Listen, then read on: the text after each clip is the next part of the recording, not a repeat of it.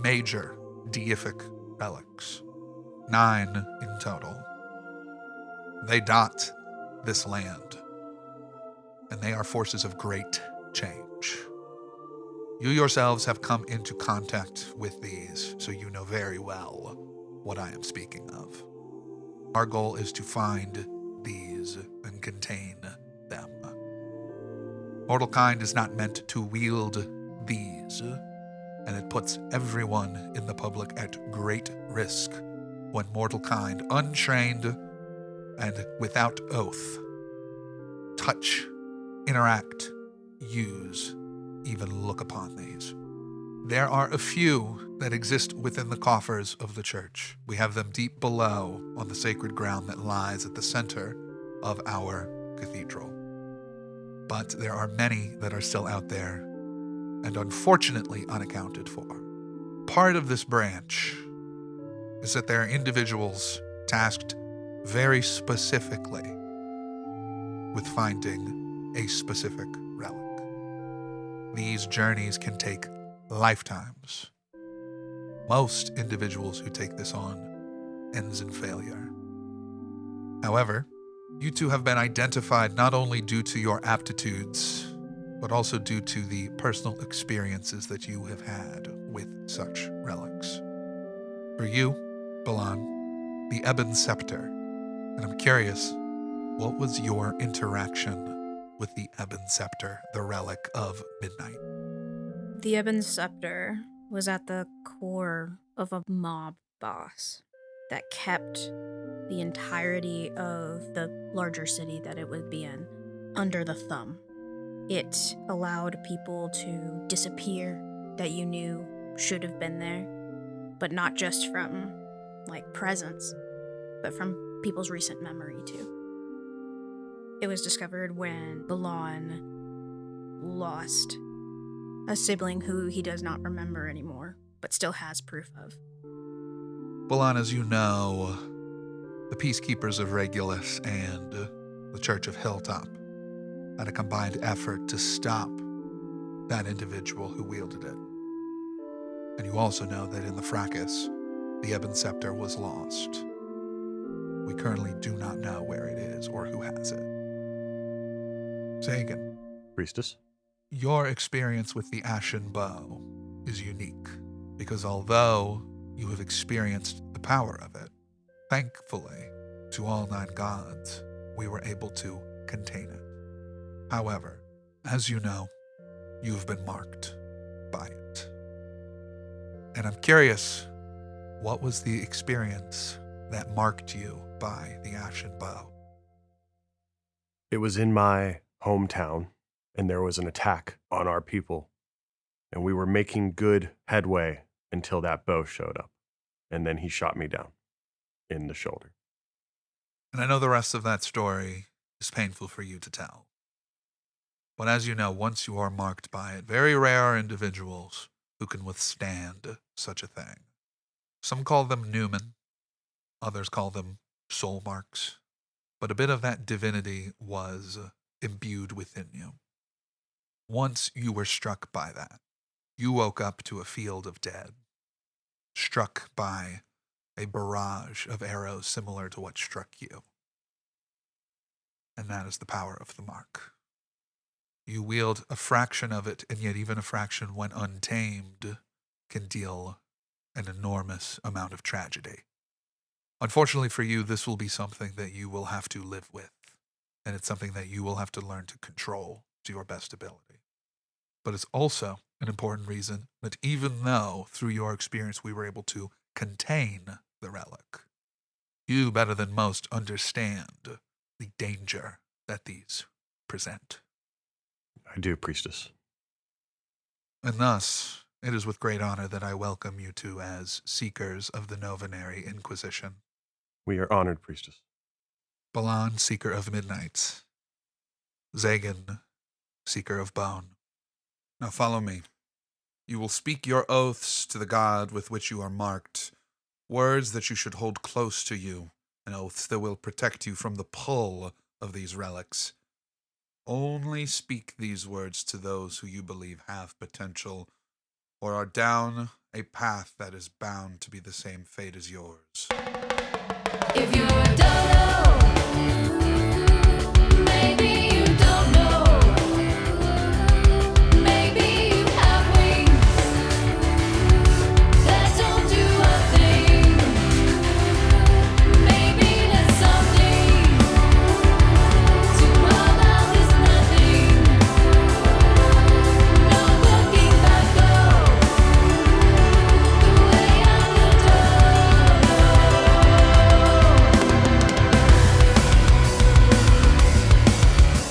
But if we can be brave, extinction could be safe. Adventure and romance, mystery and nonsense. Some fear and some hope, fooling us all goes. So maybe we all know the way of the dodo. Is there a shadow being cast by this obelisk? There is, and it is right next to the black-clad individuals. Oh my Mhm. god. Pistachio goes, shit! Capi! Fuck! He shadow stepped in. We have to go in there now! Everybody through the door! And as I shadow step, I'm going to mark a stress to shadow step, ideally right next to it. And as soon as he realizes it, he's going to be like, oh, yeah, and he's going to turn around really quick and try to pull that sword out of the stone. No! Can we try and burst through around the same time? A couple things happen around the same time. Pistachio, you're in the hallway, and you see Father Charles and Hazel and Cerulean at the front kicking the door open. Kapi, as you're standing there, you reach for the blade, and in a flash, there is a sword at your neck before you can even get there, and you hear a voice say, "Well, hey there. What's this, a little raccoon coming out of the trash with its grabby little hands trying to take something that doesn't belong to him?" And you see that a Qatari woman is currently holding this sword neatly against your neck. She is dressed in all black and a kind of Lynn from Fire Emblem type getup and a smile on her face that seems sinister. You hear a loud bang as the front doors burst open in response to Pistachio screaming, and everything stops for a moment. Pistachio, you're just behind them. You see Major Balthazar sees all this. Come on. Really? Really, Kapi? Oh, hey, Major. Did you know that not Major isn't your first name? It's Walter. That's a name. I would have gone with Major. We have this weird thing here in How the town. It's like Mayor Raisins, and I thought your name was Major. Anyways, I talk a lot when I'm nervous. How did you find us? What the hells is this? Yeah, no, I'm not. I don't think I'm stoked about it either. You kind of killed this person I really like's dad. I don't know. That was wild. But No one will miss rich apple people. No, I'm not really saying they would. Well, some people will. I thought that I don't even need to. Again, I talk a lot when I'm nervous, so really, you could stop me at any point. Did you have like a monologue or something you wanted to do, or I don't? She pulls out a small pistol and Oh. says, "If you had just stayed at home, none of this would have happened. I had the thought that I should have sent some of my boys to end you three. I didn't realize just how much of a fucking problem you would become." At that point, Pistachio has walked up through the door, and assessed, and goes, "Well, we could always be a bigger problem." And beast forms into a dodo pangolin, which rolls out into Hey, what? a dodo pangolin. So if you haven't What are seen you? What? a pangolin. A pangolin? So you're not pangolin. saying penguin? No, a pangolin. Pangolin. That's how Benedict Cumberbatch would say penguin. No, it's a giant you've seen a little shy. They're like an armadillo thingy with armored skin, but have little cute little hands. But it's giant. Okay. It's a giant. I can't wait for the Dodo DodoBorne pangolin. animal book. that Yeah. comes. A color. We're getting into children's coloring books. Yes. Yes, which is it essentially looks like a giant pangolin, but a dodo head, hmm and they have rolled Naturally. out naturally, right? And done that. Be his shield if needed. Pistachio, I have a sword to my neck. Yeah, you're about to have a bullet in your throat.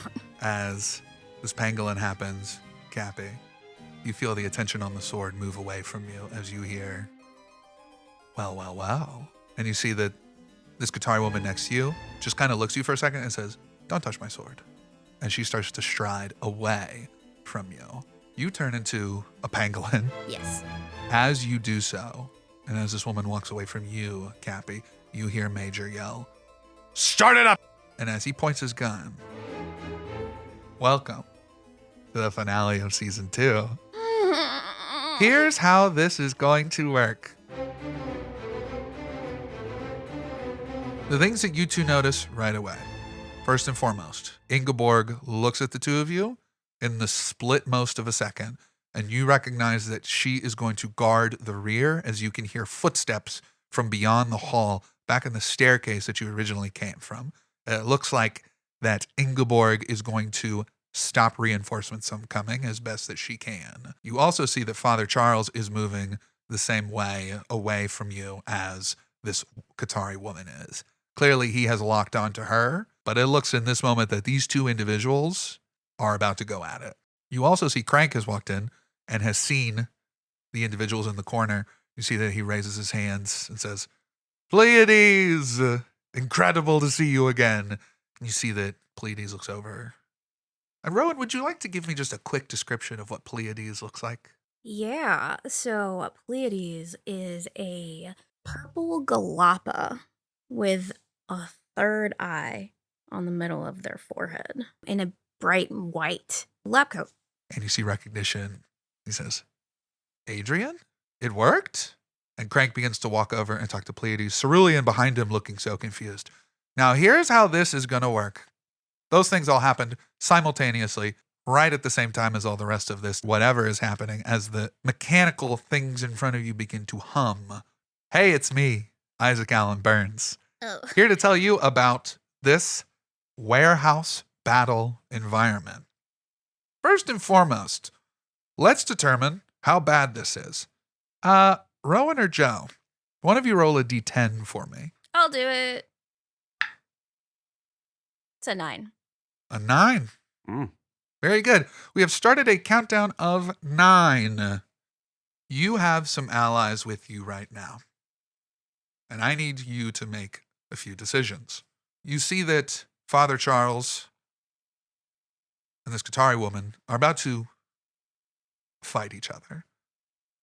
Hazel seems torn between helping Father Charles or engaging with what you're engaging with, Pistachio. At the same time, Ingeborg behind you is facing down a couple of Louvenher's goons and peacekeepers who have caught up to the action coming down the stairs. She can likely handle them, but there's a lot of them and a few might slip through. Callie is looking back between Ingeborg and all of you, a little torn. Cerulean is watching Crank walk up to these enemies, seemingly at ease, and then sees the person tied up at the obelisk. You hear them yell, Clover! Shit. Essentially, Father Charles is going to be dueling this Qatari woman, and Hazel can help him survive this encounter. On the other side, Ingeborg is going to be attempting to waylay reinforcements. Callie can help her do so successfully. Perhaps story beats can change, and perhaps in the narrative that will change, but whatever decision you make basically right up front is where they are most likely going to stay. And the thing is, as it stands right now, in order for them to join you, I'm going to ask you to make presence rolls. Now, in my mind, paying attention to the ways that you have treated these individuals, the way that they think of you, is going to determine the DC. You son of a bitch. You piece of shit. Now and this is a conversation between us right now. Yeah. So, Rowan, let's talk about Hazel real fast. So, I would say Hazel has been a little excited about her time with Father Charles. And I would say that Pistachio has been a little bit distant with their family. Yep. This is a very exciting moment for Hazel. However, in the discussion with Wally, you can feel a little bit of familial connection there, I would say. But you've spent some time apart. And so in this moment, I'm going to have you roll a presence check. I'm going to say the DC for this is going to be a 15. All right. Well, I'm gonna add families of farm. No, I'm not. I'm not gonna add anything to this for now because I have only one hope, and I want to save it for later. And you can choose not to roll if you want to allow Hazel to simply fight with Father Charles. I think Pistachio is torn as well between wanting to let Hazel do this for herself because I think this whole time Pistachio has been like wary about the fact that she hasn't had a chance to choose, and the conversation that Wally has also been weighing on them. I think this presence role is not necessarily for Pistachio to convince Hazel. I think this presence role is whether or not Pistachio is going to ask themselves to ask Hazel. And I love that. So What's the 15. that is a crit. Ooh. What do you say to Hazel that pushes her to help you? Hazel, you've been training under Father Charles. He may have told you some stuff about this artifact that we might not know. Your knowledge is going to be completely needed for us to figure this shit out. Can you help us, please? I need your help. Hazel looks at Father Charles. She, for a moment, is trying to decide where to go. This is her first battle. And you see Father Charles motions to her and like points towards you. Without taking his eyes off of the Qatari woman, Hazel will fight with you. So Hazel is an ally in this. She will support you. She is what I would say is a physical support ally. So she is able to heal you and she is able to increase some of the damage that you can deal. Callie is looking back and forth between Ingeborg and you. Lots been happening with Callie recently. She just got broken up with, even though she was planning on breaking up with her. And that stings a little bit. She definitely does have some history with Ingeborg, and would likely in the future say that Ingeborg was likely the best partner that she ever had. But as it stands right now, she has history with you as well, and is looking at you. I think, in my opinion, especially because in the last few hours, you have definitely spent a little more time with her than you have with the others. And that definitely means something. I think the presence check for this is going to be a 13 to get her to help you. Okay. I think Kapi will look at Callie and they make eye contact. And I think probably the only person that would ever be able to clock it would be Pistachio. But I think you could see that Kapi is heartbroken and points and just gives her a nod to go help Ingeborg. She looks at you, turns to go help Ingeborg. Rowan looks stressed. Rowan is stressed.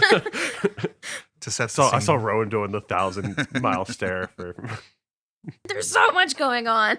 To set the scene, Pleiades, this purple galapa in the corner, has waved their hands in a magical manner, and you see that bright blue lights are coming from these wires that are along that circle in the ground. The weight that you feel densifies.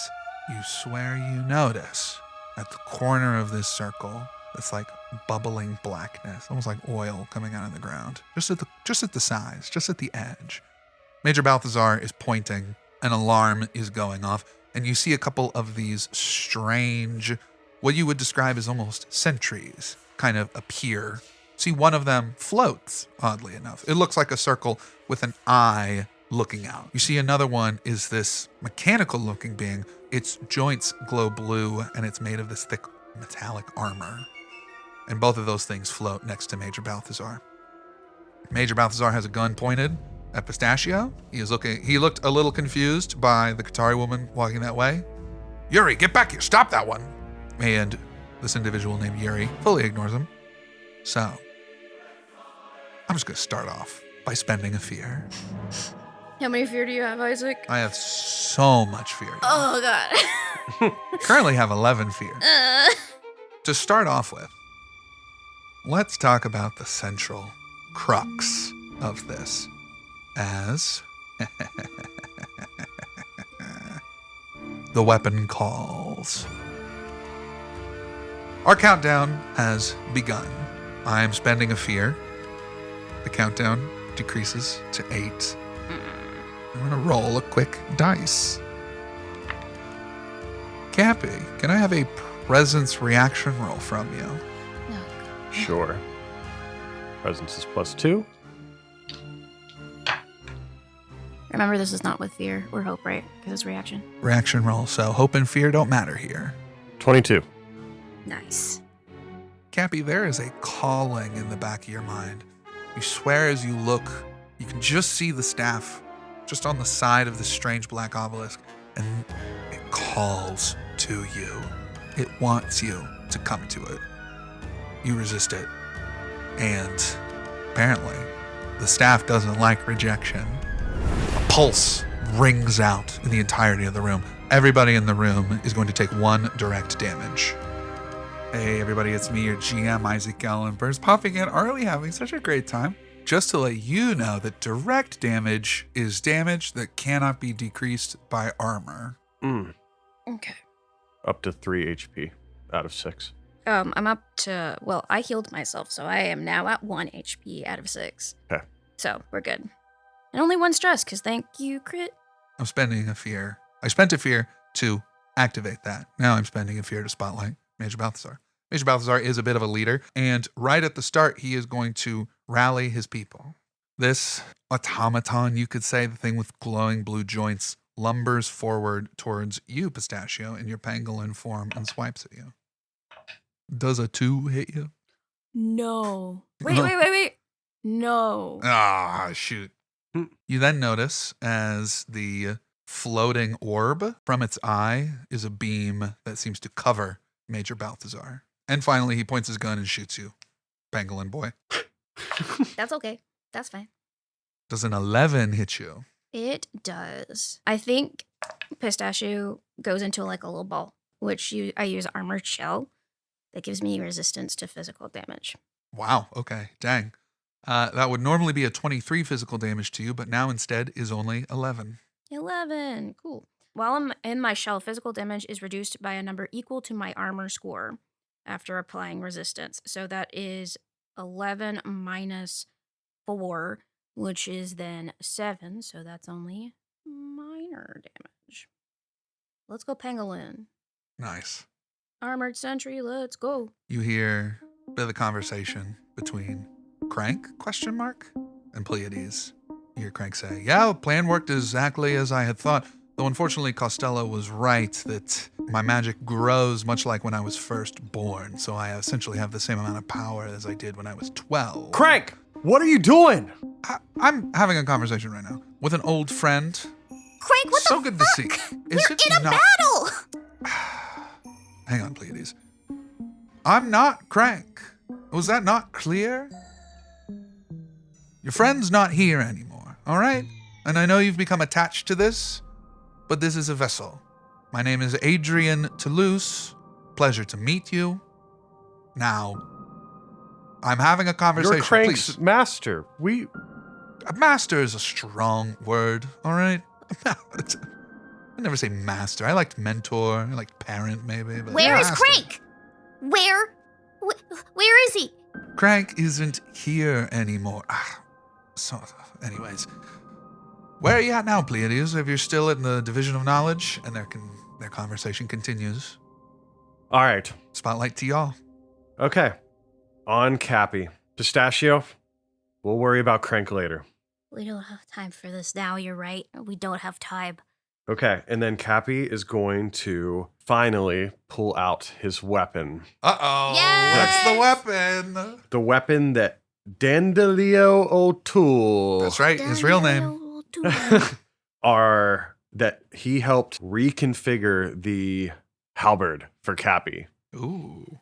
And Kapi had it refigured into a war scythe. Ooh. Describe this war scythe for me. So first off, it's in two parts, which is why he didn't, you couldn't really see it. And it was at his sides on a belt. And he kind of pulls it out and it like connects in the middle with a golden piece that has that emblem on it, that has the emblem of the Scarlet Fever on it. And it connects it. You hear it click in, and he's going to attack one of those floating things. Ooh, okay, you're going for the floating one. Nice. Okay, do it up. Make the attack. Okay. Look at that. Y'all are paying attention. Do it up. Crit. Oh my fucking. Yes! Crit 11s. Crit 11. Oh my okay. Crit on him. Roll damage. Sure. So And remember, it's a- it's me, Isaac Allen Burns. Remember, when you're rolling, you're going to take the maximum possible damage and then roll on top of it. Okay, so that's D8 plus 5, which is 2D8. Right, because my your proficiency is 2. Hell yeah. So that is a 4 plus 1, so that's 5. A 4 and a 1, so 5 plus 5, which is 10, plus 1, which is 11. On top of 13, which is 16, because 2d8. 16, because 2d8 plus 5. 16 plus 5. 16 16, plus 5 plus 7. 11 God is damn. 21 plus... we can do this. 21 plus 11 is 32. 32 damage. 32 damage. There we go. We can do math. Isaac is so disappointed in us. 32 exactly? 32 exactly, Get yeah. That's fucked. not 31. Yeah, I'm get sure. fucked. I think that was the severe damage Yeah. threshold. No, that was even worse. That was double the severity. Yeah. Yes, kill him. How do you... So describe how you destroy this floating orb in a very vicious way. Yeah, so I just take my war scythe and I think I just jam it directly into one of the slits with the blue glowing, and I just, when I go to pull it out, it just breaks it into 1,000 pieces. Dang. Damn. Wow, okay. That's fantastic. Nice. You see that Major Balthazar spins around and says, "What? How'd you destroy that so quickly?" Pistachio, running at this now a ball form, goes, Hazel, you want to chuck me? Hell yeah, I do, Hazel says. fuck yeah, we're gonna use cannonball. So I'm gonna mark a stress to allow an ally to throw or launch you as at an adversary. To do so, the ally makes an attack roll using agility or strength against a target within close range. Fuck yeah, Hazel. Fuck yeah, Hazel. That is a 25 with hope. Dang. What the? Okay. Let's go, Hazel. All right, roll damage. All Oh my right. god. Isaac, you remember season 1 finale, right? I do. I mean, I'm learning. I'm relearning it. Y'all are rolling so well. That is an 8 plus 2, 10 physical damage. It's the throwers plus the thrower's proficiency. 2. 2. Okay. You can then spend a hope, which I will do, to target an additional adversary within very close range of the first. So if I was planning on aiming towards one of the orbs, I want to bonk him with the other one. Dang. Yeah. Do it. Okay. The second target takes half the damage dealt to the first one. There we There go. you go. So he takes 5 damage. Bonk. Nice. Yeah, that second orb that's floating by him gets hit, and you see that Major Balthazar also gets hit and yells, "Ah! Ah!" He's upset about it. Fantastic. And now there's a pangolin ball right by his feet. Oh my god. And the spotlight is still with you. You have sort of rushed right in at Major Balthazar, and he is kind of on a back foot at this point. What else would you like to do? I'd like to clock the opposite side of the vent and see if I see anything. Yeah, as you look at it, go ahead. I'm going to say make an instinct roll for me. Instinct is +0. Did you crit again? Yeah. Yes! Yes! The spirit of Annie lives on in your dice. What the? Oh my god. So you look. Clear, get yourself a hope and clear a stress. Okay, thank you. You're welcome. I'm down to no stress and 5 of 6 hope. Hell yeah. You see that the vent has been slightly askewed. It looks like 3 of the bolts have been removed and 1 is still there, but allowing what looks like the vent to be pushed up a little bit. And you simply see a long tube that's kind of stuck through it. And on that crit, it's a muzzle of a gun. Oh gosh. Mm. It is not pointed yet at anyone. It seems to be pointed at the black obelisk. but you think that someone is looking through it and observing and waiting for the right time. Cool. Because that was with hope. The spotlight is still on you. So you just take a moment to clock that. You notice it, and it's back to y'all. All right. The pangolin opens up from the little ball and goes, And it's showtime! and there's a swarm of fireflies that come out of the roll. So I make a spellcast roll against any close enemies on a success. Spend a hope to have the fireflies swarm them, doing damage. So on Yo. all targets I succeeded against. So here we go. I'm targeting those two again. Our first fear, if you will. Can I add a taste for blood onto this? Sure. Okay. This is with fear. It is going to be 13 with fear. 13 will miss. Both of them? 13 will miss both of them. Damn. Yes. As you yell showtime and you go in for it, the severity of the situation thickens as fights begin in earnest. First and foremost, Joe, you and me, buddy, can you hand me your fear dice? Yeah, I guess. Oh no. Isaac is literally leaning across the table. I just don't remember which one of these is my fear one, I guess. What? You been rolling? You don't know which one's the fear one? No, I know by vibes. I'm just Oh. kidding. By It's the one vibes. with the jacket has hope. No. Okay. All right. Ready? He knows by vibes. Yeah. Go for it. That's an apple. 8. You gotta say 12 in the mic though. I rolled a 12. 8. Callie's helping her. Mm-hmm. Go ahead and roll a d6. Yes. And you rolled an 8. Yes. If you roll a 4 or higher, I rolled a 2. dang, not enough. That is a success for me. No. That is a failure for Ingeborg. Can you go ahead and roll me a d4, please? Yeah. I'm just waiting with my fear dice. And him. It's a 1. Thank God. Thank Come goodness. on. Yes. One gets through. See, this one is a goon, one of Leuvenherz's goons. Looks like a dock worker. You see the markings on their neck. I spent another fear. You. This is great. Okay. I just had it ready. I'm not kidding. I rolled another 12. So did I. A Oh. tie. Reroll. This time I rolled a 3. I rolled a 7. Let's go, Wow. Father Charles. So pretty immediately the fight takes off. They are moving very quickly. You hear the clang of metal on metal and you realize that Father Charles's crossbow that he has, there is a blade that has come out the side of it that seems to glow with this kind of divine energy.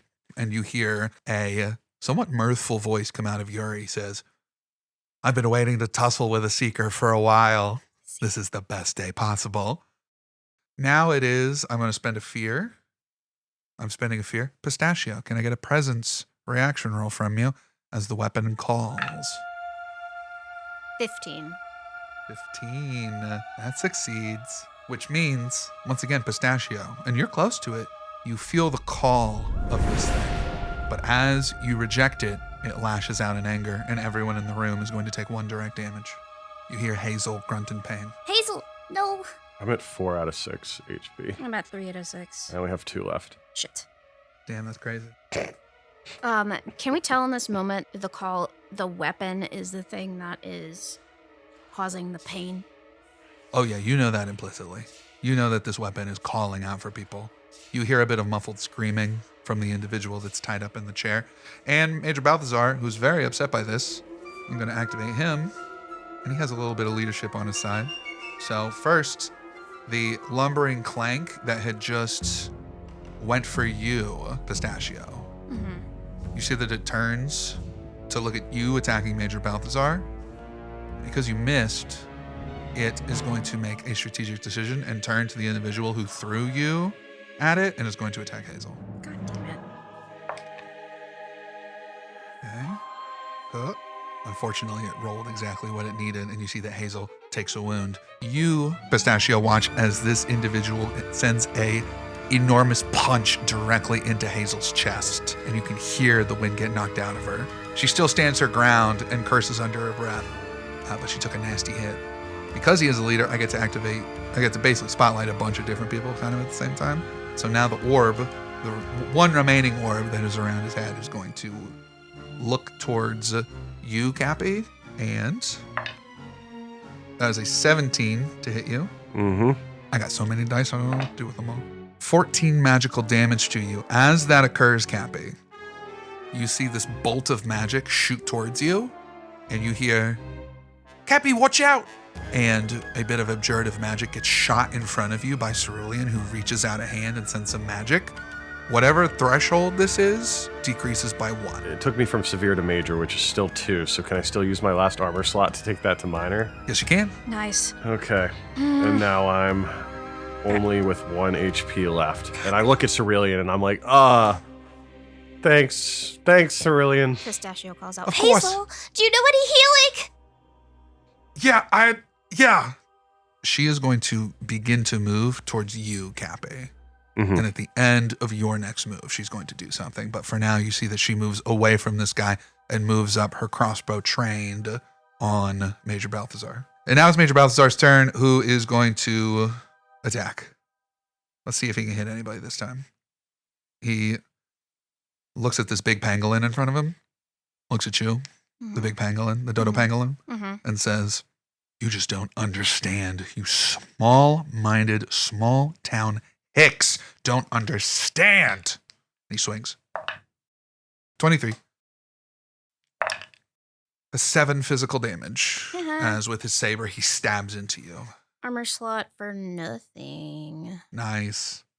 Clangs off of your pangolin scales. I turn the spotlight back to all of you. All right. I want to use my scythe again. Yeah? Yeah. Do it up. I'm going to attack Major Balthazar. I'll attack the last floating thing next to him. Sure. Okay. Do it up.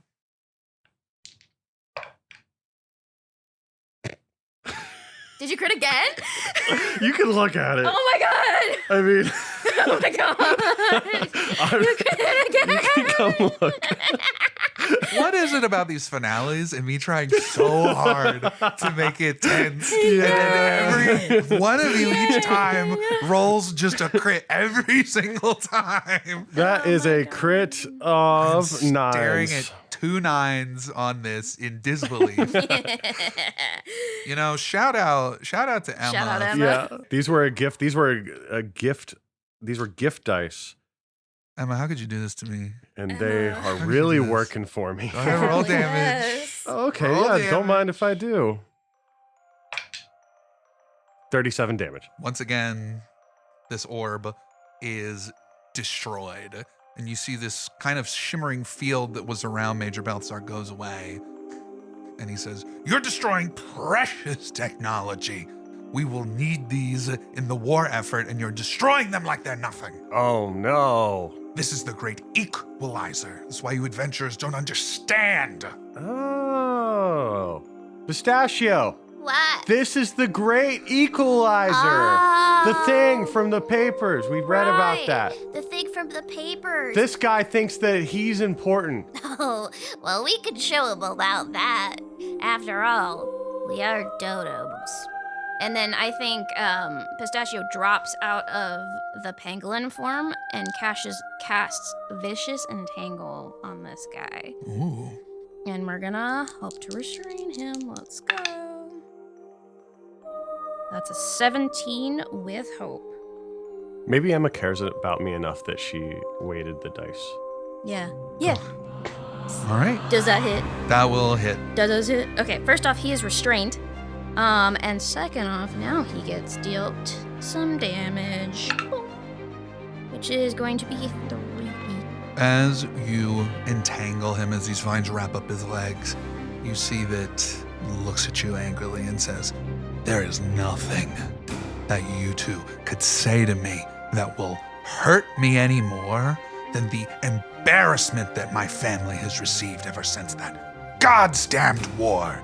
And he is going to use a reaction called For My Family's Honor now that he has reached perhaps what could be described as half of his health. And he is going to attack everyone within very close range of him, which includes Pistachio. That is a, Wasn't Hazel going to help us? Me? Yeah, 18 to hit you. that'll hit. There's a crit on you, Kapi. Oh. Yeah. He actually misses Hazel. Oh, God. Yeah, wasn't Hazel supposed to heal Capi? Yeah, give me a second, people. Jesus. We're You're dying. so impatient. I'm getting scared. Let the man. moment sit. Let the tension sit, you little critsters. We're What gonna the- die, man. That is 10 physical damage to you, Pistachio. Okay. That is going to be 42 damage to you, Capi. Uh-huh. But as you're about to take this damage, Hazel, who's running, is going to yell, "No!" and hop in front of it with her sort of like sigil of the 9 out, as if trying to heal you. Mhm. She's going to take this blow, and you feel some of her magic indwelt within her from this holy symbol comes out to you and is going to heal you for 2 HP Whew. as Hazel collapses to the ground. No! Hazel, no! Hazel. No! Ah, you got me. Fuck. Ah, shit. She's still alive, but very hurt. Still good. Hazel, stay down. It is still your go. It is now your turn. That was a quick spotlight. Actually, I'm going to spend a fear. Countdown's down to 6. And I need Capi. Mm-hmm. Make a presence reaction roll for me.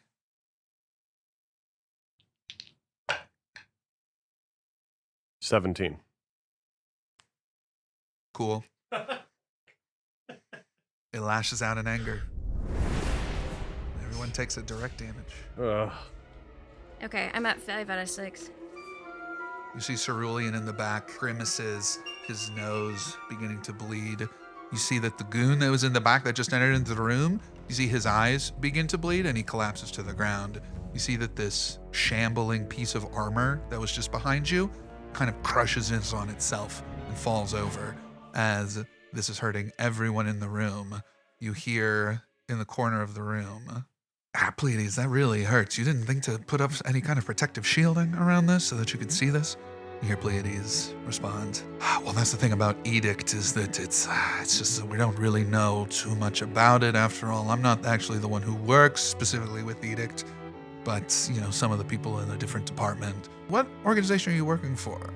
Also, is this thing looking for an immolate, or what is going on? And you see Pleiades says, well, I can't exactly tell you what it is, but we're always hiring good talent, and yes, we've sort of co-opted its search for an immolate right now to use its energy in a sort of crossing of its usual magical connotations with the Vermilion Saber over there. Thankfully, the most recent immolate, we have some of his family's blood spilled on our sort of artificial sacred ground here, and so it's going to strengthen it up. But it's now back to all of you. All right. I want to end Major Balthazar. Okay. So I'm going to attack You gonna attack? He with is my war restrained. scythe. He's restrained, He's restrained. which means he can't move. Awesome. Doesn't that give him advantage too?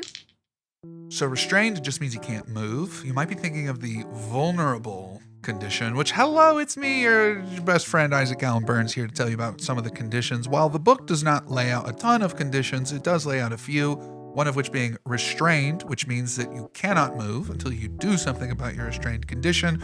It also gives the vulnerable condition, whereupon the attacks made against you have advantage. Sometimes these conditions are temporary, which means that you can end them with a spotlight by me, your GM. Okay. 19 with fear. That hits. Thank you. Nice. Nice. Okay. 15. Yeah, that hits him. He doesn't like it. Yeah, he just like tears it right, like from shoulder to side. You see, he grabs his shoulders and he looks at you and says, I was meant to die at war. A beautiful war that would win back our land. Romanticizing death. That's cool. No, it's not. Pistachio says, popping a quick health potion. Well, you can do that on your turn, but it's not your turn Damn right it. now. Because we rolled with fear. Joe, Yes. go ahead and give me a roll off. First of all, throw me your fear dice. Okay. No need to throw things. Okay. Right. You know what? 1, 2, 3. Roll. I rolled 10.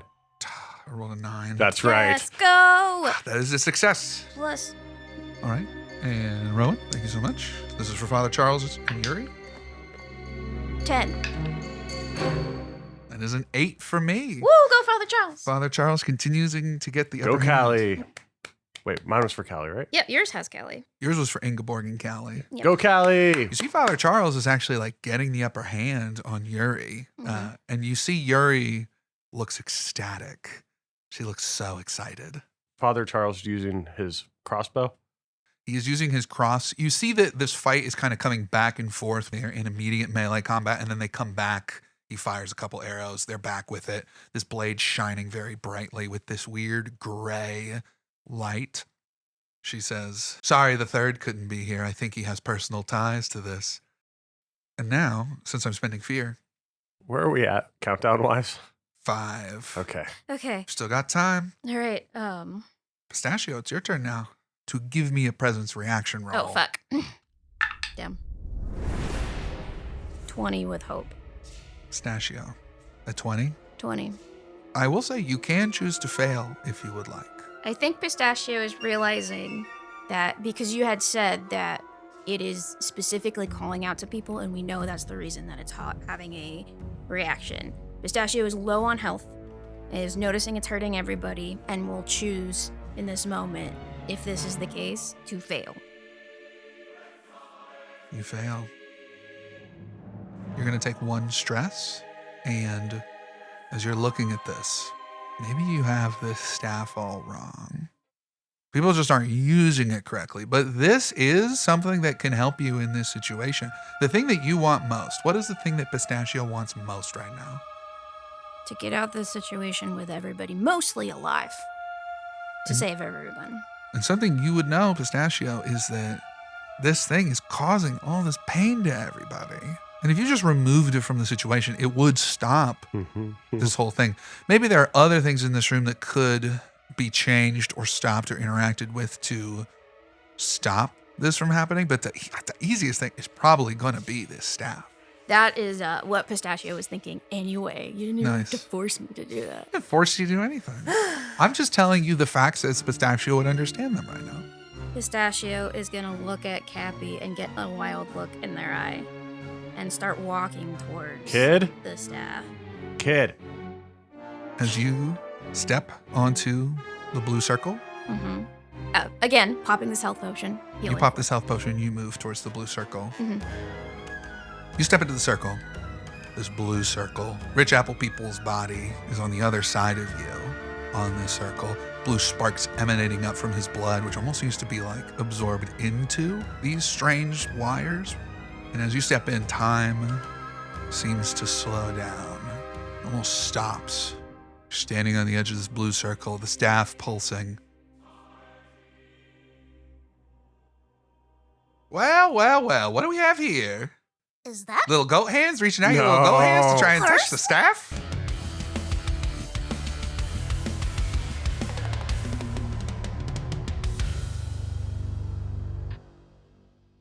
Hey, it's a podcast.